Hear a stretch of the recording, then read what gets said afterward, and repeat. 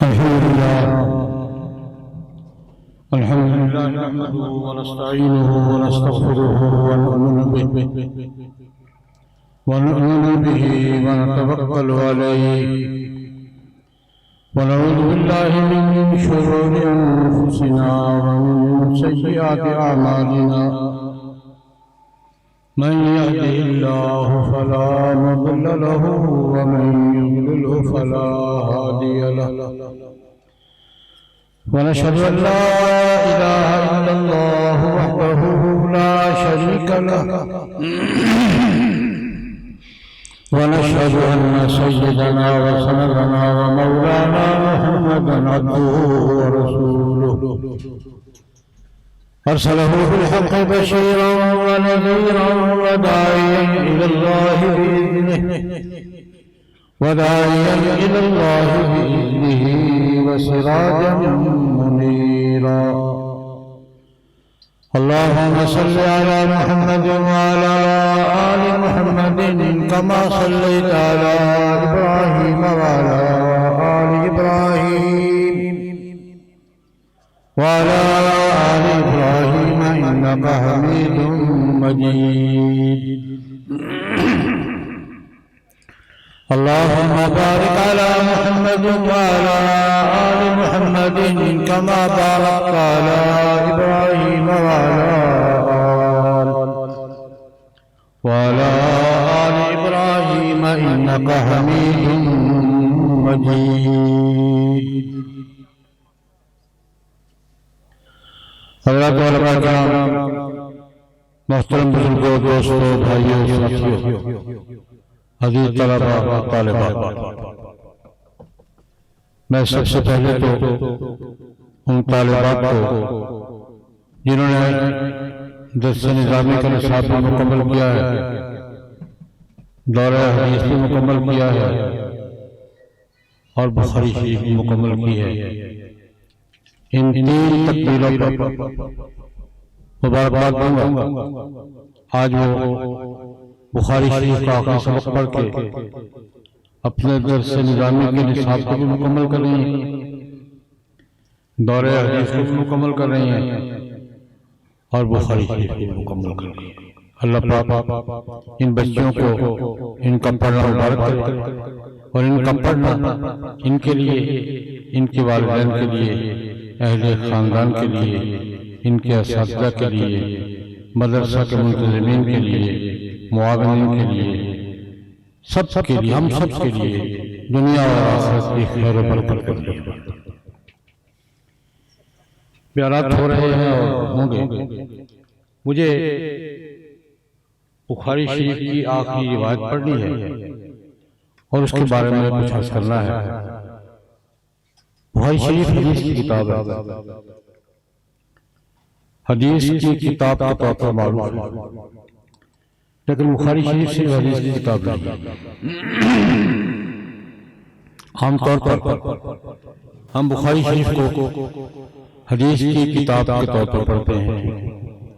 احادیث نبویہ کا سب سے مستند مجموعہ ہے، سینکڑوں مجموعے، سینکڑوں محدثین نے اپنے اپنے ذوق کے مطابق، اپنی اپنی سند کے مطابق، اپنی اپنی سطح کے مطابق حدیث کے ذخیرے مرتب کیے ہیں۔ ان کی تعداد سینکڑوں میں، لیکن امت کا اتفاق ہے کہ ان میں سب سے مستند ترین مجموعہ کون سا ہے؟ الجامع صحیح البخاری۔ ہزاروں احادیث ہیں، اس لیے کیونکہ احادیث ہی کا مجموعہ ہے، اس لیے ہم عام طور پر اس کو حدیث کی کتاب بھی سمجھتے ہیں، ہے بھی، اس میں شک بھی نہیں ہے۔ لیکن حضرت شاہ ولی اللہ رحمۃ اللہ علیہ کی زبان میں عرض کروں گا کہ یہ صرف حدیث کی کتاب نہیں ہے، مختلف علوم کا پیکیج ہے۔ یہ کچھ 4-5 علوم کا مجموعہ ہے۔ شاہ صاحب کتاب کا تعارف بھی ذرا مختلف کراتے ہیں اور حدیث کا تعارف بھی مختلف کراتے ہیں، میں اس زبان میں بات کروں گا۔ شاہ صاحب فرماتے ہیں یہ سب سے پہلے ہے تفسیر کی کتاب۔ امام بخاری رحمۃ اللہ علیہ کا ذوق ہے کہ یہ جب کوئی مسئلہ بیان کرتے ہیں تو پہلے کیا لاتے ہیں؟ قرآن پاک، پھر حدیث، پھر آثار صحابہ، پھر لغت، وہ جو ضروری ہوتا ہے۔ ان کی کتابوں تفسیر بھی سارے محدثین کی کتابوں سے زیادہ مفصل ہے، لیکن شاید ہی کوئی ترجمہ الباب خالی ہو جس میں قرآن پاک کی کسی آیت کا حوالہ ہو۔ کتاب التفسیر سے ہٹ کر بخاری شریف کا کوئی صفحہ شاید آپ کو خالی ملے جس میں قرآن پاک کی کسی آیت کا، کسی جملے کا مفہوم، مصداق، تفسیر، تعبیر نہ بیان کی ہو، اس سے امام بخاری نے استدلال نہ کیا ہو۔ اس لیے سب سے پہلے تو یہ تفسیر کی کتاب ہے، پھر یہ حدیث کی کتاب ہے، حدیث کا مجموعہ ہے۔ لیکن حدیث کے ساتھ ساتھ یہ فقہ کی کتاب ہے۔ امام بخاری صرف حدیث بیان نہیں کرتے، حدیث میں سے جو مسائل مستنبط ہوتے ہیں وہ بیان کرتے ہیں۔ ایک حدیث بیان کرنا، یہ جناب نبی کریم کے ارشاد گرامی، یہ اس کی سند ہے۔ محدث کا کام یہ ہے، محدث کے تین کام ہیں: روایت بیان کرنا کہ رسول اللہ صلی اللہ علیہ وسلم کی ارشاد گرامی ہے، یا حضور کا یہ عمل مبارک مجھے اس سند سے پہنچا ہے۔ روایت کے ساتھ سند، اور پھر تیسرا درجہ بعض محدثین کرتے ہیں، بعض نہیں کرتے، اس کا درجہ کیا ہے؟ مثلا امام ترمذی بیان کرے گا کہ حسن ہے، ضعیف ہے، غریب ہے، بہت سے محدثین نہیں کرتے، لیکن بہت محدث کے تین کام: روایت بیان کرنا، سند بیان کرنا، اور اس سے اگلا کام درجہ بیان کرنا۔ اس حدیث میں سے مسئلہ کیا نکلتا ہے، یہ فقہ کا کام ہے۔ حدیث بیان کرنے کو حدیث کہتے ہیں، اور مسئلہ نکالنے کو کیا کہتے ہیں؟ فقہ کا کام۔ اور امام بخاری رحمۃ اللہ علیہ نے کوئی حدیث ایسی بیان کی ہے جس سے دو تین مسئلے نکالے۔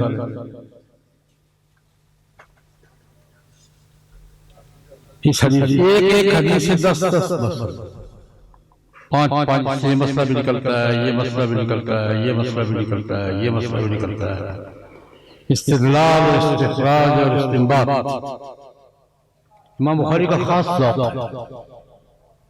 اور ان کے خاص ذوق پر میں علماء بیٹھے ہیں، کیونکہ میرے دل میں کام یہی ہے کہ میں نے یہی باتیں کرنی ہیں۔ بخاری شریف میں سب سے بڑا مشکل مسئلہ کیا ہوتا ہے؟ امام بخاری نے حدیث کے کس لفظ سے مسئلہ نکالا ہے۔ ہم اصطلاحی معنی میں ترجمہ الباب سے حدیث کا تعلق کیا ہے، یا حدیث سے ترجمہ الباب کا تعلق کیا ہے؟ ہماری اصطلاح ہے، یہ ٹرم ہے، لیکن اصل معنی کیا ہے؟ امام بخاری نے یہ جو مسئلہ بیان کیا ہے، حدیث کے کون سے لفظ سے نکالا ہے؟ یہ امام بخاری کا ذوق ہے، اور ایک حدیث سے 5 مسئلے، 10 مسئلے عام ہیں۔ ایک روایت بخاری کی ہے، معروف روایت ہے، حدیث بریرہ۔ امام بخاری نے 10-11 جگہ الگ الگ بیان کی ہے۔ حافظ ابن حجر فرماتے ہیں اس ایک روایت سے فقہاء نے 100 سے زیادہ مسئلے مستنبط کیے۔ روایت ایک ہی، اس مسئلے کتنے مستنبط کیے؟ حدیث روایت بیان کرنا حدیث ہے، اس میں سے مسئلہ بیان کرنا یہ کیا ہے؟ فقہ کو الگ چیز نہیں ہے، مغالطہ ہو جاتا ہے لوگوں کو متوازی چیزیں۔ حدیث میں سے نکلا ہوا مسئلہ فقہ کا، جیسے دودھ میں سے نکلا ہوا مکھن نظر الگ آتا ہے، لیکن ہوتا کیا ہے؟ دودھ کا نچوڑ ہوتا ہے۔ دودھ سے کیا کیا چیز بنتی ہے؟ مکھن کہاں سے بنتا ہے؟ پنیر کہاں سے بنتا ہے؟ دہی کہاں سے بنتا ہے؟ اور ملائی کہاں سے بنتی ہے؟ رسگلے کہاں سے بنتے ہیں؟ برفی کہاں سے بنتی ہے؟ کیا کس لیے بنتی ہے؟ لیکن ایک بات ہے کہ میں بڑا لمبا موضوع ہے، میں زیادہ لمبی بات نہیں کرتا۔ بخاری شریف میں احادیث اگر تکرار نکال دیں تو 4-4.5 حدیثیں ہیں۔ ایک حدیث کئی جگہ بیان کی، وہاں اس مسئلے کے لیے، وہاں اس مسئلے کے لیے، وہاں اس مسئلے کے لیے، اور امام بخاری کو بڑے باضابط بزرگ ہیں، ایک حدیث کے 6 ٹکڑے کر دیتے، ایک ٹکڑا وہاں، ایک ٹکڑا وہاں، ایک ٹکڑا وہاں، ایک ٹکڑا وہاں۔ مسئلہ ہے تکرار کے ساتھ 6,500 روایات عام طور پر کی جاتی ہے، تکرار کے بغیر تقریباً 4.5 امام بخاری نے مسئلے زیادہ بیان کیے ہیں، حدیث سے زیادہ بیان کی ہیں۔ کیوں زیادہ جسے بیان کیا ہے یا زیادہ مسئلے بیان کیے ہیں؟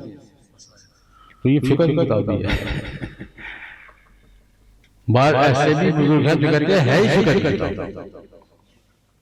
حدیث امام بخاری دلیل میں لائے، پہلے مسئلہ بیان کیا ہے، پھر حدیث لائے۔ یہ موقع ہے، حدیث کی کتاب ہے، فقہ کی کتاب ہے، لغت کی کتاب ہے، تفصیلات نہیں جاتا، لیکن بہرحال یہ احادیث نبویہ کا سب سے مستند، سب سے معتمد مجموعہ ہے۔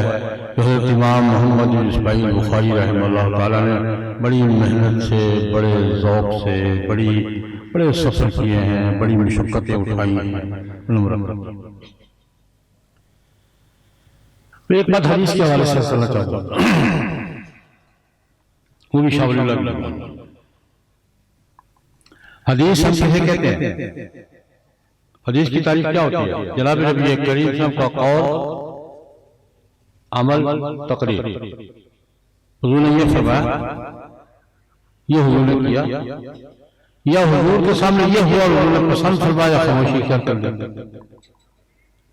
اور حدیث ہمارے دلائل میں، شرعی دلائل میں کتنے دلائل؟ 4 ہیں۔ قرآن پاک کے بعد حدیث، اس کے بعد اجماع، اس کے بعد دلائل کی ترتیب میں حدیث کا نمبر کتنا ہے؟ کیا صاحب فرماتے نہیں ہے پہلا؟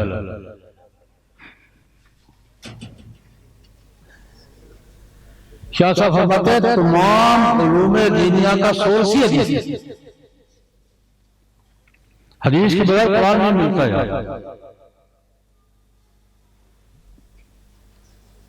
شاہ صاحب حدیث کی تعریف ہوئی کرتے جب محدثین نے کیا، تعارف لے کر آتے ہیں کہ قرآن پاک کے ذریعے ہی، حدیث کے ذریعے ہی قرآن ملتا ہے، حدیث کے ذریعے سنت ملتی ہے، حدیث کے ذریعے حضور کی سیرت ملتی ہے۔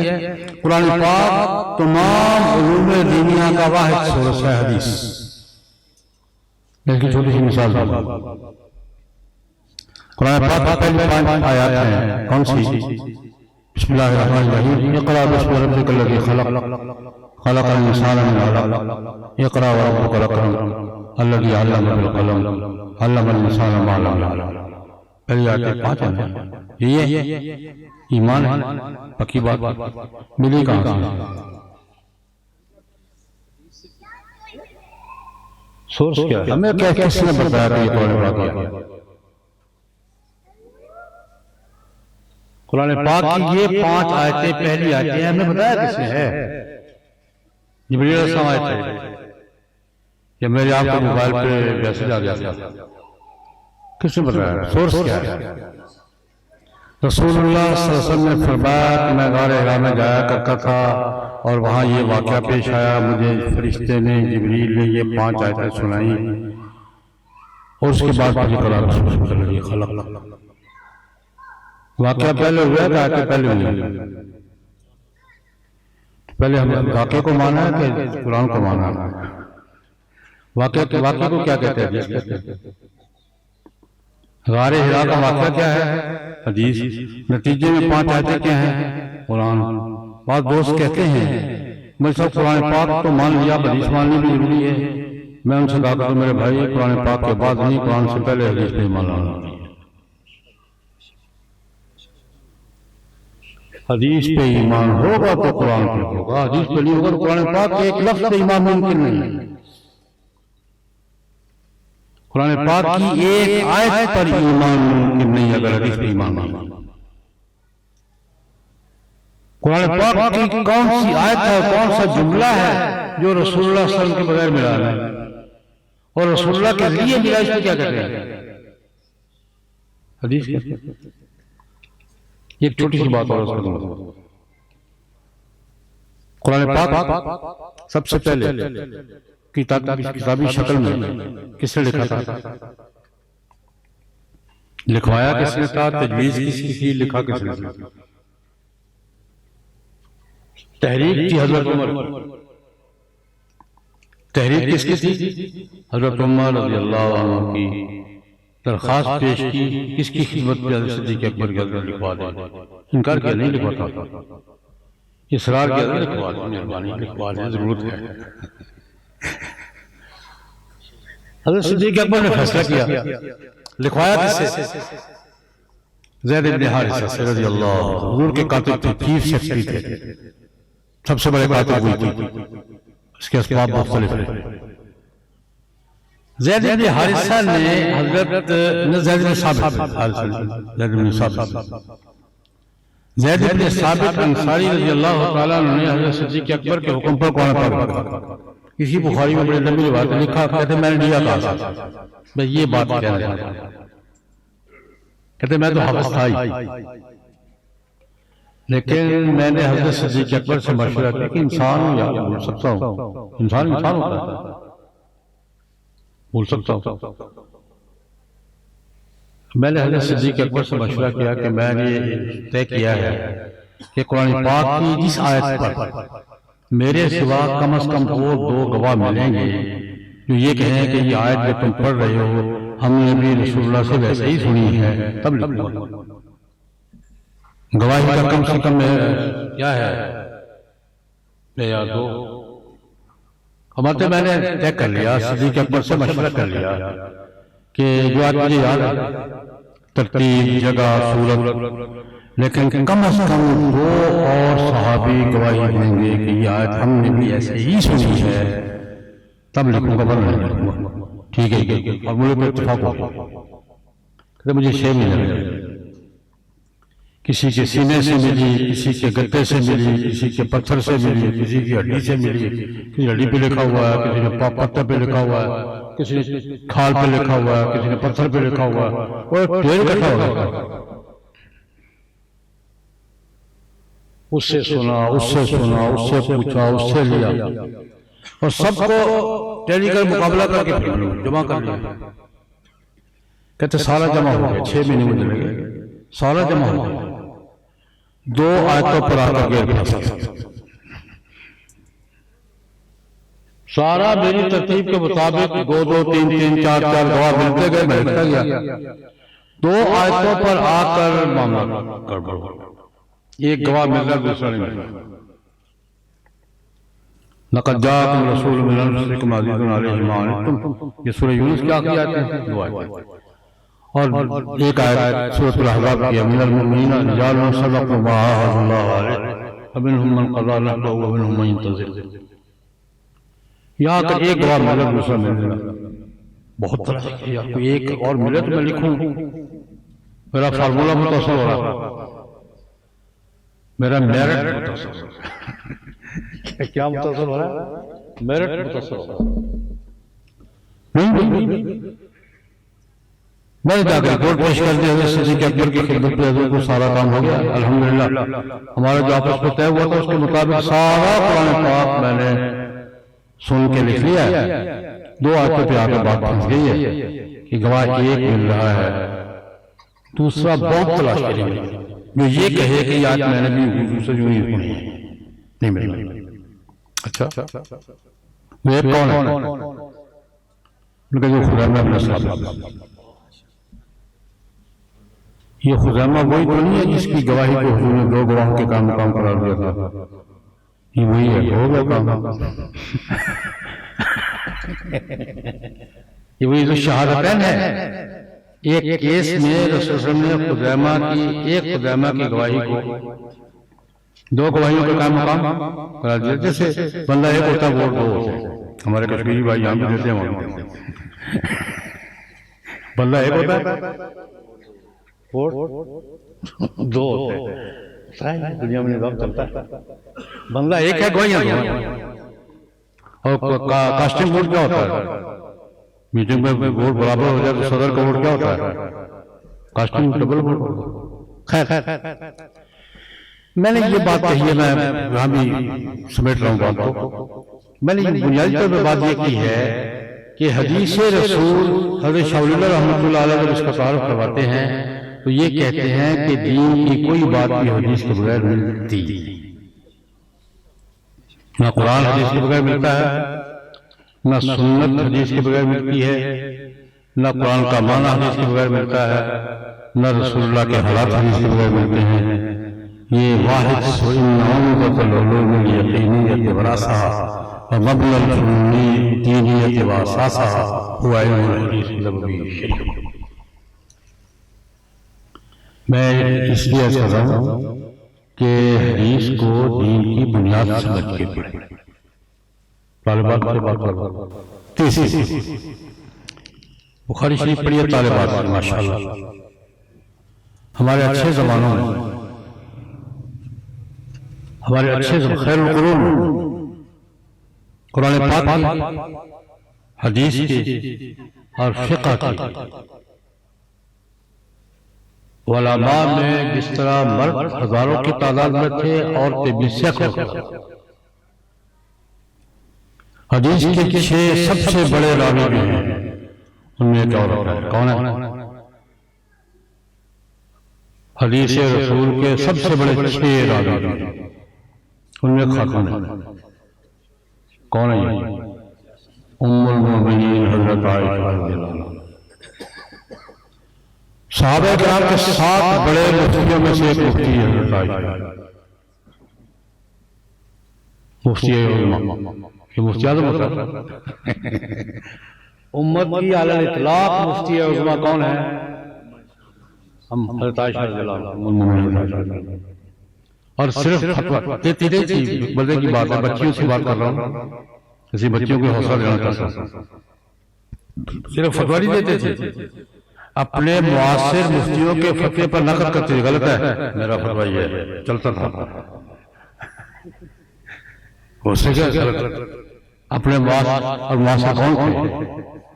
ہمارے معاصر نہیں تھے، عبداللہ بن عمر تھے، عبداللہ بن عباس تھے، ابو درداء تھے، معاذ بن جبل رضی اللہ تعالی عنہ۔ میں بچیوں کو شوق دلانے کے لیے بتانا چاہوں گا کہ ایک مستقل کتاب ہے سیوطی کی، الاصابہ فی ما استدرکت عائشہ علی الصحابہ، کہ وہ فتاوی حضرت عائشہ کے جن میں حضرت عائشہ نے اپنے معاصر مفتیوں کے فتووں پر نقد کر کے اپنا فتویٰ دیا ہے، وہ ایک رسالے میں جمع کر دیا، اور وہ سید سلیمان ندوی رحمۃ اللہ علیہ کی سیرت عائشہ ہے، انہوں نے اس میں متن ترجمے سمیت دیا، بچے کو ضرور پڑھیں، آ کے پتہ کہ عورت کا علمی مقام کیا ہے۔ قرآن پاک کی تفسیر میں، فقہ میں، حدیث میں، روایت میں عورت کا مقام کیا رہا ہے، ایک واقعہ عرض کر کے بات تھوڑی، پھر اس کو بھی شارٹ کٹ ہی کریں گے۔ حافظ ابن کثیر رحمۃ اللہ علیہ نے بڑے مزے کا واقعہ لکھا ہے، تفسیر ابن کثیر میں ہے، عورت کا علمی مقام خیر القرون صحابہ کے دور میں، تابعین کے دور میں عورت کا علمی لیول کیا تھا، علمی مقام کیا تھا۔ ابن کثیر میں یہ واقعہ لکھا ہے کہ حضرت عمر رضی اللہ تعالیٰ نے اپنی خلافت کے زمانے میں ایک دن جمعے کے خطبے میں ایک آرڈر جاری کر دیا، آرڈیننس نافذ کر دیا کہ شادی میں مہر کی بڑی رقم پر شادی کا موقع ہوتا تھا، دیکھو جی 10 لاکھ رکھو جی، 20 لاکھ رکھو جی، بڑی رقم مقرر کر لیتے ہیں، ادائیگی کے وقت پھر محسوس ہوتا گیا 10 لاکھ کی ہوتا ہے، پھر جھگڑے ہوتے۔ حضرت عمر نے فرمایا رضی اللہ تعالیٰ نے کہ شادی کے وقت بڑی رقم مقرر کر لیتے ہیں، ادائیگی میں پھر کیا ہوتے ہیں، جھگڑے تو آج بھی ہوتے ہیں، میں تفصیلات میں جاؤں گا تو ساری رات جھگڑے رہے گا، آج بھی ہوتے ہیں۔ وہ لکھو جی 10 لاکھ 20 لاکھ لکھو جی، وہ دینے اب صاحب سارے ہی میں دینا، سارے دینا یار لطیفہ سلام کو فیملی آدھی پاکستان میں آدھی انگلینڈ میں، شادی ہو گئی، لڑکی یہاں کی تھی، لڑکا وہاں کا تھا، دونوں کزن تھے آپس میں، شادی ہو گئی، 50,000 پاؤنڈ مہر مقرر کیا۔ اس زمانے کی بات ہے جب پاؤنڈ 90 روپے کا ہوتا تھا، اب تو 200 روپے کا ہے، اس کا مطلب 45 لاکھ۔ اس وقت 50,000 پاؤنڈ کا مطلب کیا تھا؟ 45 لاکھ۔ لڑکا انگلینڈ کا، لڑکی پاکستانی، دونوں کزن ہیں، فیملی ہے۔ اچھا اتفاق نباہ نہیں ہوتا، ضروری تھوڑی ہے کہ نباہ ہو جائے، نہیں ملا مزاج نہیں آپس میں نباہ ہوا، اب بات طلاق پہ آ گئی، اس نے کہا مہر ہو گئی، طلاق دینی ہے مہر۔ اب وہ پاکستان میں مہر دینا تھا، کتنا دینا تھا؟ وہاں تو 50,000 یا کتنا دینا تھا؟ 45 لاکھ۔ اب وہ مختلف علماء سے مشورے پہ مولوی صاحب سارے دینا، میرے پاس بھی آیا، نکاح ہو گیا ہے، مہر مقرر ہو گیا ہے، میاں بیوی آباد ہو گئے ہیں، اب دستی قرضہ ہے دینا ہی دینا، وہ معاف کر دے تو کر دے، لیکن نہیں کرتے سارے دینا پڑا اس کو۔ تو حضرت عمر رضی اللہ عنہ نے اعلان فرمایا کہ شادی کے موقع پر مہر کی بڑی رقم مقرر کر لیتے ہیں، ادائیگی میں جھگڑے ہوتے ہیں، اس لیے میں نے اس کا حلیہ نکالا ہے کہ مہر کی رقم پہ پابندی لگا رہا ہوں، آج کے بعد 400 درہم سے زیادہ کسی شادی میں مہر مقرر نہیں ہو، نہ دیا جائے گا نہ مقرر ہوگا، اور اگر کسی شادی میں 400 درہم سے زیادہ مہر دیا گیا تو زائد رقم ضبط کر کے بیت المال میں ڈالنا۔ آرڈیننس کس کا ہے؟ جمعہ پہ ہو گیا، جمعہ کے بعد گھر جا رہے ہیں تو راستے میں ایک عورت نے روک لیا، امراۃ قریشیۃ، نام نہیں لکھا لیکن یہ قریشی جی۔ آپ نے مہر کے رقم پہ پابندی لگا دی ہے جی، آپ نے کہا 400 درہم سے زیادہ مہر نہ دیا جائے جی، آپ نے کہا زیادہ رقم ضبط کر لوں گا جی، آپ کو کس نے اختیار دیا؟ آپ نے قرآن نہیں پڑھا؟ حضرت عمر نہیں کھڑے ہو، امام بخاری حضرت عمر کے اوصاف پہ یہ بیان فرماتے ہیں، کان وقافا عند کتاب اللہ، قرآن پاک کا حوالہ آنے پر حضرت عمر کو بریک لگ گیا، بریک نہیں پریشر بریک لگ گیا، کوئی جام قرآن کوئی کھڑا ہو، بی بی قرآن میں ان کا میں بتاتا ہوں۔ اب وہ بی بی حضرت عمر کو قرآن پاک کا حوالہ دے رہی ہے، کہہ رہی ہے کہ حضرت قرآن پاک میں اللہ رب العزت ہمیں خاوندوں سے جہاں دلواتا ہے نا، نفقہ ہے، مہر ہے، ہدیہ ہے، گفٹ جہاں دلواتا ہے نا، وہاں قرآن پاک نے ایک جملہ بولا ہے، آتیتم احداہن قنطارا فلا تأخذوا منہ شیئا، اگر تم نے قنطار برابر بھی اور دولت عورت کو دے دی ہے نا، جو دے دی ہے وہ دے دی ہے، واپس نہیں لو، وہ اس پس منظر میں ہے۔ قنطار ڈھیر، قنطار کس کو کہتے ہیں؟ قنطار ڈھیر۔ اس عورت نے کہا حضرت قرآن پاک ہمیں خاوندوں سے پڑوپیاں نہیں دلواتا، ڈھیر دلواتا ہے، پڑوپیاں نہیں دلواتا، دو پڑوپیاں کی 4 پڑوپے ڈھیر، قرآن پاک ہمیں ڈھیروں دلواتا ہے، اور آپ کی گن کے 400 دن سے زیادہ نہیں دینا۔ حافظ ابن کثیر لکھتے ہیں حضرت عمر وہیں سے واپس گئے مسجد میں، اگلے جمعہ کا انتظار نہیں کیا، مسجد میں جو لوگ جمع تھے ان سے کہا میں نے ایک اعلان کیا تھا، ایک عورت نے قریشی عورت نے راستے میں مجھے روکا ہے اور روک کے مجھے کہا ٹوکا ہے کہ یہ بات آپ کی صحیح نہیں ہے، اس نے قرآن پاک کا حوالہ دیا ہے، امرأۃ اصابت واخطأ رجل، اس بی بی نے ٹھیک کہا ہے مجھ سے غلطی ہو گئی تھی، اپنا آرڈر واپس، اور ایک جملہ فرمایا یہ جملہ حافظ ابن کثیر نے یہ یاد رکھے بات ہے حافظ ابن حجر نے ایک جگہ جملہ نقل کیا دلگی کے طور پر جملہ کہا اب تو مدینے کی عورتیں عمر سے بھی زیادہ قرآن جاننے لگی ہیں. ہمارے اچھے زمانوں میں عورتوں کا علمی مقام یہ تھا قرآن پاک کے حوالے سے فقہ اور افتاء کے حوالے سے حدیث کی روایت کے حوالے سے. اس لیے میں بچیوں کو مبارکباد ڈبل دینا چاہوں گا اور ایک بات اور کہہ کے روایت پڑھنی بچیوں نے پڑھا ہے. ہمارے بزرگ فرمایا کرتے ہیں بچہ پڑھتا ہے تو ایک آدمی پڑھتا ہے بچی پڑھتی ہے تو فیملی پڑھتی ہے. مرد پڑھتا ہے تو اور عورت پڑھتی ہے تو گھر کا نظام کس سے سنبھالنا گھر کا نظام کس کے حوالے ہے. گھر پر سربراہ تو مرد ہے گھر کا نظام کس کے حوالے ہے. گھر کے اوپر حکمران کون ہے الرجال قوامون علی النساء. گھر کے اندر حکمران کون ہے حضور نے دونوں کو حاکم کہا والرجل راع فی بیتہ والمرأة راعیۃ فی بیت زوجہا. اگر راعی کا معنی مرد کے لیے حاکم ہے تو عورت کے لیے بھی حاکم ہے. اگر مرد کے لیے راعی کا معنی کیا حاکم والمرأة راعیۃ فی گھر کے اندر حکومت کس کی ہے عورت کی اور ہوتی اسی کس کی ہوتی ہے اسی کی ہوتی ہے. تو حضور نے تسلیم کیا والمرأة راعیۃ فی بیت زوجہا. صرف راعیہ نہیں مسئولۃ وہ میں کہا کہ تو وزیر اعظم مرد ہے وزیر داخلہ ہو رہا ہے.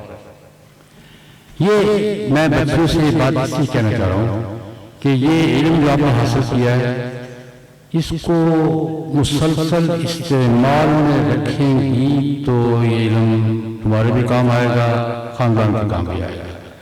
اور جو چیز استعمال نہ ہو تو کیا ہوتا ہے سب سے قیمتی گاڑی جا کے کھڑی کر دے استعمال نہ کرے پڑی رہے کیا ہوتا ہے.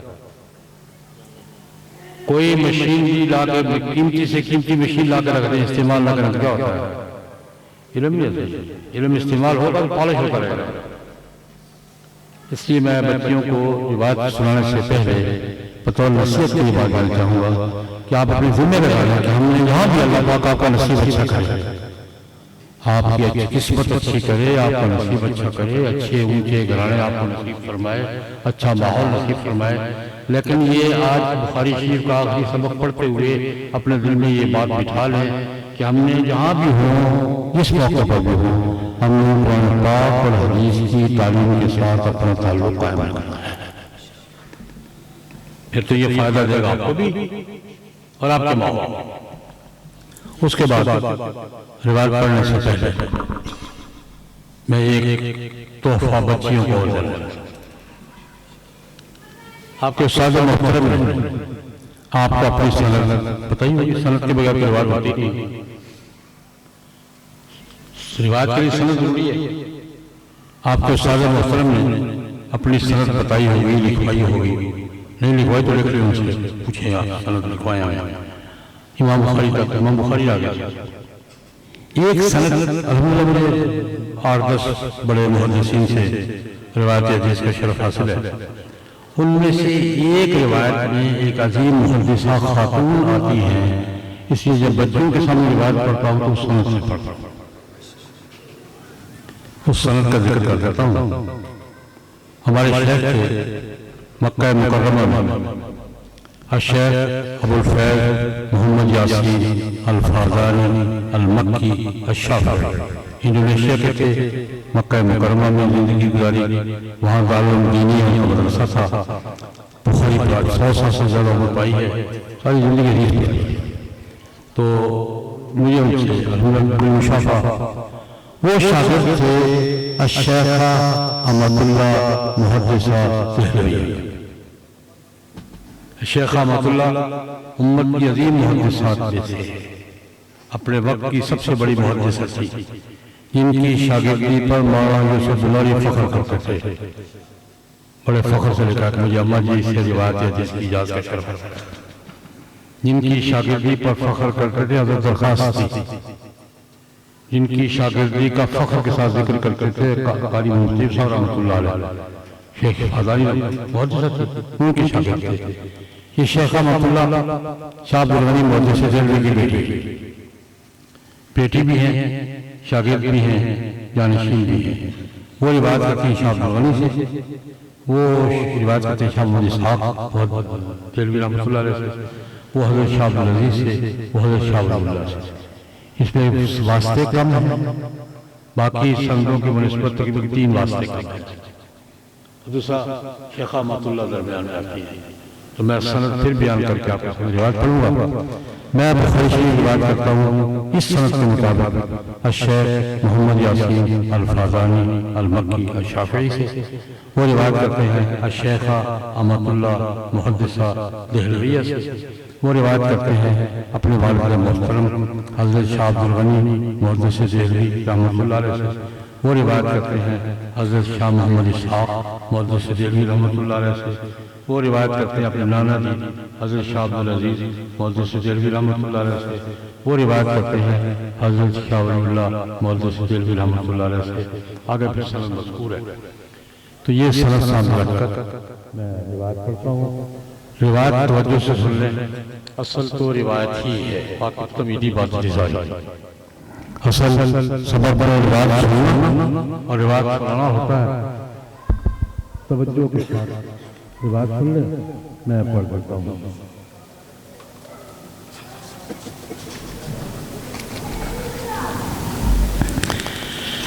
بسم اللہ الرحمن الرحیم، اللہم صلی علی سیدنا محمد النبی الأمی وآلہ وصحبہ وبارک وسلم، وبالسند المتصل إلى الإمام محمد بن إسماعيل البخاري رحمه الله تعالى قال باب قول الله ونضع الموازين القسط يوم القيامة وأن أعمال بني آدم وقولهم يوزن، وقال مجاهد القسطاس والعدل الرومية، ويقال القسط مصدر المقسط وهو العادل، وأما القاسط فهو الجائر۔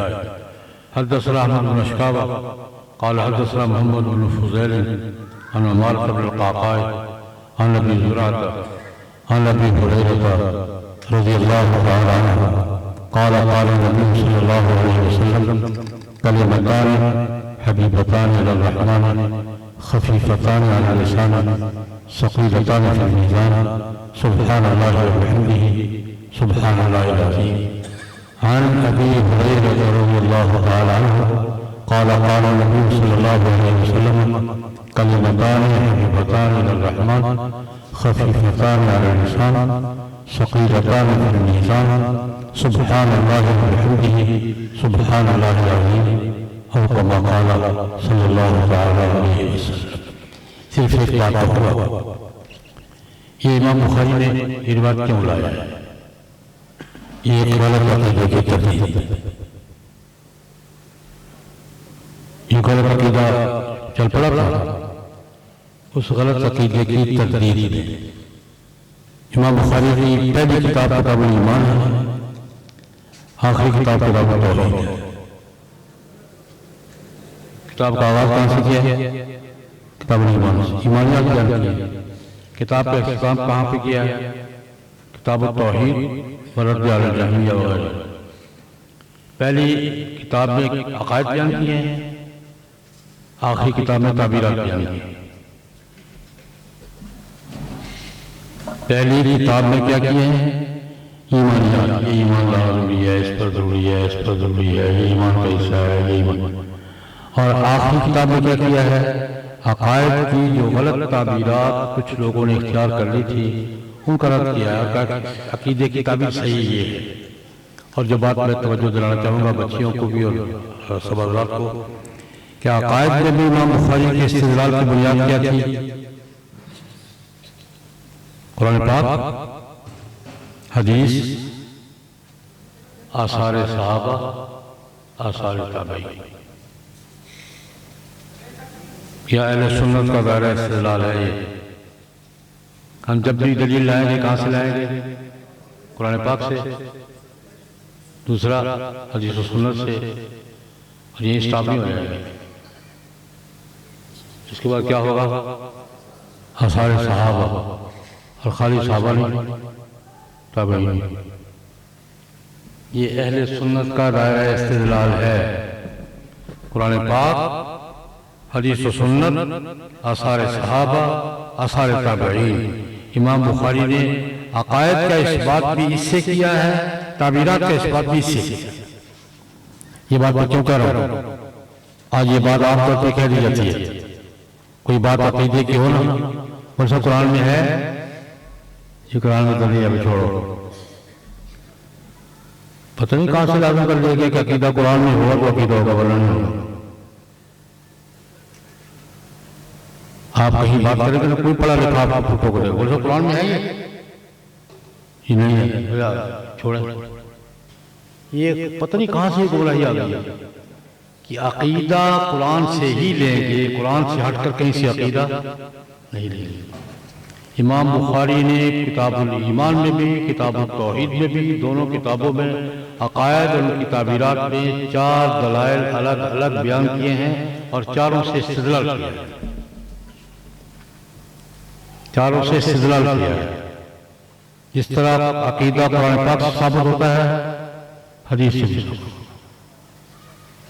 بہت سے عقائد قرآن پاک سے ہیں، بہت سے عقائد کس سے ہیں؟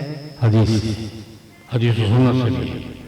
اس لیے امام بخاری کا دائرہ استدلال بتا رہا ہوں، اہل سنت کا دائرہ استدلال یہی ہے، قرآن پاک، حدیث و سنت، آثار صحابہ، آثار تابعین۔ آج کا ہم اس کو خیر القرون کہتے ہیں۔ تو اس کے ساتھ پر روایت آپ سن پڑی ہے، غلط عقیدہ کیا تھا؟ بس لوگوں کو مغالطہ ہو گیا، قرآن پاک میں ہے کہ ہم قیامت کے دن اعمال کا وزن کریں گے، حدیث میں بھی ہے۔ لوگوں نے کہا عمل تو وزن کرنے کی چیز نہیں ہوتی، آراز میں سے ہے، بات تو لمبی ہو جائے گی۔ عمل تو وزن کرنے کی چیز نہیں ہے، کیسے ہوگا؟ اس لیے اعمال کا وزن نہیں ہوگا، عقل میں نہیں آتا۔ امام بخاری نے جواب دیا، نہیں بھائی، عقل میں آتا ہے یا نہیں آتا؟ قرآن کہتا ہے کہ نہیں کہتا؟ قرآن پاک نے وزن اعمال کی بات کی ہے یا نہیں کی ہے؟ اور حدیث میں ہے کہ نہیں؟ حدیث لائے ہیں، نبی کریم صلی اللہ علیہ وسلم نے فرمایا، یہ 2 کلمے قیامت کے دن ثقیلتان فی المیزان، ترازو میں وزنی ہوں گے، ترازو بھی ہوگا، وزن بھی ہوگا، اور تلیں گے کیا؟ کلمے تلیں گے، گفتگو تلے گی، 2 کلمے تلیں گے۔ کس پہ تلیں گے؟ ترازو پہ۔ امام بخاری سیدھی سیدھی بات کے فارغ ہو رہے ہیں کہ قرآن کہتا ہے تلیں گے، حدیث کہتی ہے تلیں گے، اس لیے تلیں گے۔ کسی بات کو پڑھنے کی ضرورت نہیں ہے، قرآن کہتا ہے تلیں گے، حدیث کہتی ہے تلیں گے، تو پھر کیا ہے؟ کسی کی سمجھ میں آئے تب تلیں گے، کسی کی سمجھ میں نہ آئے تب تلیں گے۔ ایک لطیفہ سنا دو بات۔ ہمارے ایک بزرگ تھے، شیخ الحدیث حضرت مولانا نذیر احمد صاحب، لال البانی کے بڑے قسم کے شیخ الحدیث تھے، نابینا تھے۔ والد محترم حضرت مولانا محمد سرفراز خان صفدر رحمۃ اللہ علیہ کے دورہ حدیث کے ساتھ میں حضرت مدنی کی شاگرد تھے۔ ایک دفعہ میں گیا، مجھے بلایا، میں گیا تو حدیث انہوں نے ختم کرائی، میں نے بیان کیا تو وہاں بڑی مزے کی بات، میں نے کہا جی عمل تلیں گے، علمیت تولیں گے۔ اس کی ایک وجہ یہ بھی ہے، یہ سارے لوگ کھڑے ہوں گے جو کہتے نہیں تلیں گے، اللہ پاک ان کو دکھانے کے لیے تلیں گے، تل رہے ہیں نہیں تل رہے ہیں؟ دیکھو تل رہے ہیں۔ ایک وجہ یہ بھی ہوگی کہ اللہ پاک ان سب لوگوں کو سامنے کھڑا کر کے تم کہتے تھے نہیں تلیں گے، تل رہے ہیں نہیں تل رہے ہیں؟ تل رہے ہیں۔ تو یہ چند باتیں میں نے عرض کی ہیں اپنی بچیوں کو مبارکباد دیتے ہوئے۔ اللہ پاک ان کو علم مبارک کرے، اور اللہ پاک علم کے مطابق دنیا کی زندگی اور آخرت کی تیاری ہم سب کو توفیق عطا فرمائے۔ اللہم صلی علی سیدنا محمد النبی الأمی وآلہ وصحبہ وبارک وسلم۔